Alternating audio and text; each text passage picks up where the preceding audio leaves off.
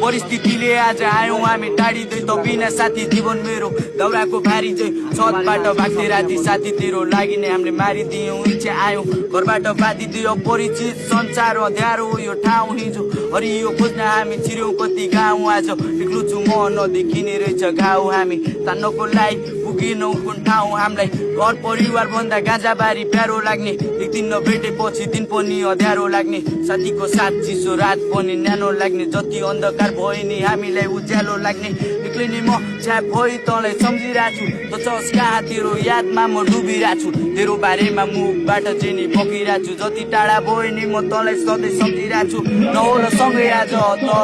तर तेरो सम्झना यो मनमा छ साथ छोड्ने छैन भन्थ्यौ कहिले तर साथी निकै एक्लो छु अहिले